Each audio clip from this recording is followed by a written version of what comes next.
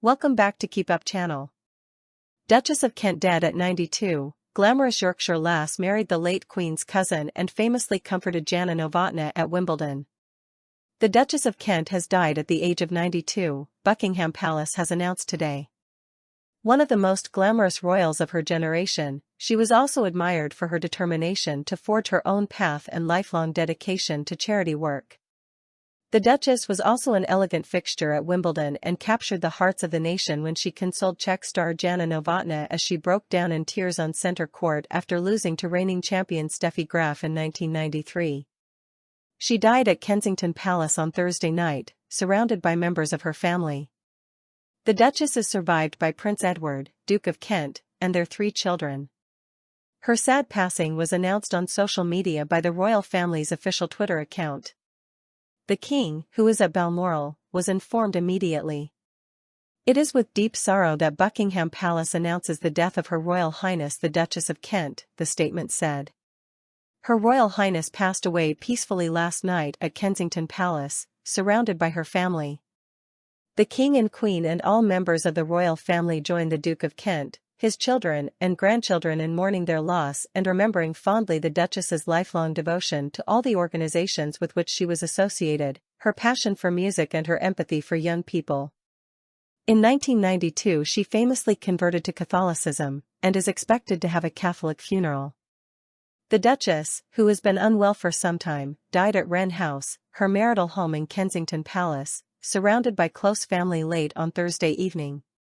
The cause of death has not been released. The King is currently at Balmoral and was informed shortly after she passed.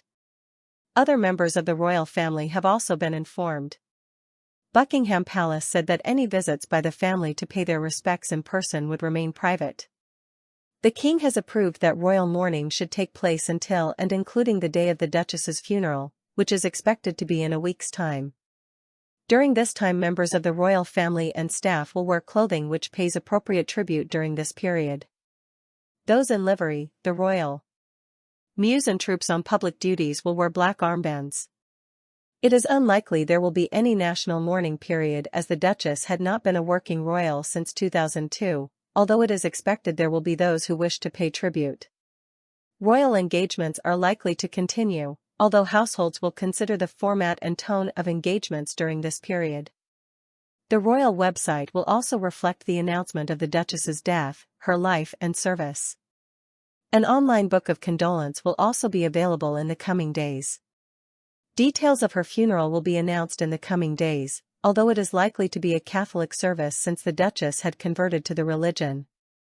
Details of royal attendance will be released in the coming days, but it is expected the most, if not all, members of the family would attend, including non-working royals.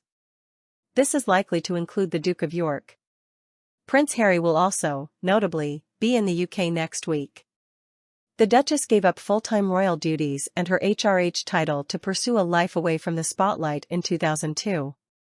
She subsequently spent more than a decade anonymously teaching music in a Hull primary school, where she was simply known as Catherine, or plain Mrs. Kent. Married to Prince Edward, the Duke of Kent, cousin to Queen Elizabeth, the couple have 3 children, George, Earl of St. Andrews, Lady Helen Taylor, and Lord Nicholas Windsor and Lady Helen Taylor. The Duchess was born Catherine Lucy Mary Worsley in Yorkshire, a county she always retained a passionate association with, on February 22, 1933. Her adored father was Sir William Worsley, 4th Baronet and Lord Lieutenant of the North Riding of Yorkshire, while her mother, Joyce Morgan Brunner, was the daughter of Sir John Brunner, the founder of Brunner Mond, which was to become ICI, Imperial Chemical Industries. She grew up at the ancestral family seat of Hovingham Hall in North Yorkshire, where her family has lived since the early 18th century, and received no formal education until the age of 10. She then went on to study at Queen Margaret's School, York, and Runtunhill School in North Norfolk, where she developed a lifelong passion for music, learning the piano, organ and violin. Her daughter, Lady Helen Taylor, has said her mother was a pianist of almost concert standard. Catherine met Prince Edward, the eldest son of Prince George, Duke of Kent, and Princess Marina of Greece and Denmark, while he was based at Catterick Camp in Yorkshire in 1956. They married at York Minster on June 8, 1961, the first royal wedding to be held there for 633 years, with the bride sporting the spectacular Kent diamond and pearl fringe tiara. The best man was Edward's brother, Prince Michael of Kent, while Princess Anne was one of the bridesmaids. Guests included actors Noel Coward and Douglas Fairbanks Jr. as well as members of the British, Greek, Danish, Norwegian, Yugoslavian, Romanian, and Spanish royal families. While she threw herself into royal duties, earning the enduring respect of Queen Elizabeth, it was clear, however, there was something missing from this thoughtful and spiritual woman's life for a number of years. This was exacerbated when she suffered a devastating miscarriage in 1975 owing to rubella, and then gave birth to a stillborn son, Patrick, in 1977.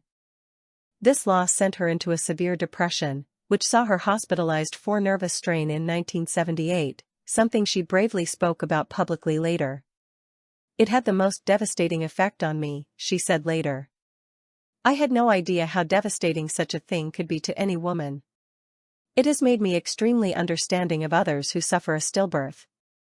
Before retiring from the royal family in the 1990s, Catherine was a fixture at Wimbledon for many years, where she became known for presenting the Wimbledon finalists with their trophies, a role the Princess of Wales has now stepped into.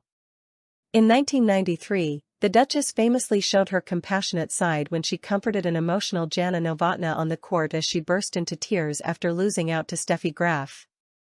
A year earlier, she had become the first member of the royal family to convert to Catholicism since the Act of Settlement 1701.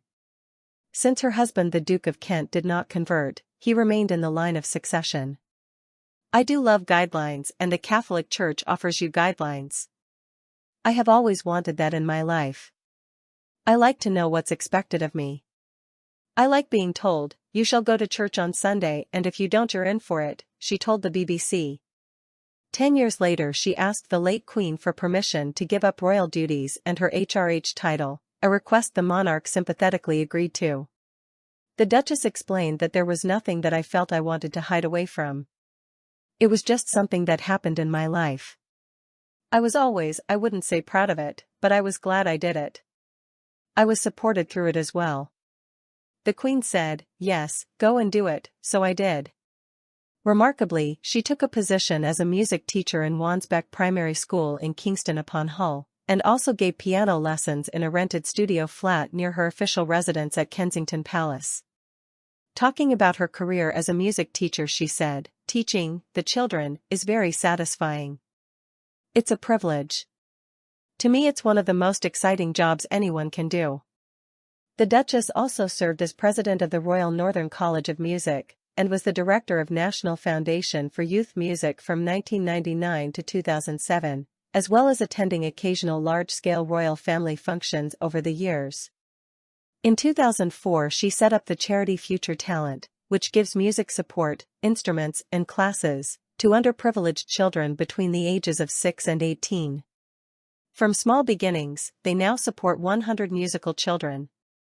Talking of her career as a music teacher, the Duchess once told the BBC how one of her favorite pieces of music was Thank You by Dido, although she also, remarkably, admitted a passion for rap including Eminem and Ice Cube. Inevitably, her life choices and determination to live outside of the royal fold led to speculation about her and the Duke of Kent marriage, but in fact the couple they continued to share a home, Wren House, at Kensington Palace until she died. The Duke is now aged 89 and, while frail himself, remains a working royal. In recent years Catherine's health grew increasingly poor and she did not attend Queen Elizabeth's funeral or the King's coronation. She was last seen in public in October 2024 in a photograph to mark her husband's 89th birthday, where it was noted that she was sitting in a wheelchair. Queen Elizabeth was said to have always admired the Duchess' kind, calm nature and strong sense of loyalty and faith, making her a Dame Grand Cross of the Royal Victorian Order, GCVO. She was also awarded the Honorary Freedom of the City of York in 1989. It is for this reason that her death has sparked 7 days of official royal mourning. Although she is no longer a working royal, the family are understood to be keen to pay tribute given the special place she holds in their hearts. A notice announcing her death will be displayed at the gates to Buckingham Palace and flags flown at half-mast, it is understood. The hybrid mourning plan will see the royal website reflect her passing and offer tributes. Royal duties will continue to be undertaken during the 7-day mourning period, although only suitably low-key engagements will be carried out by family members.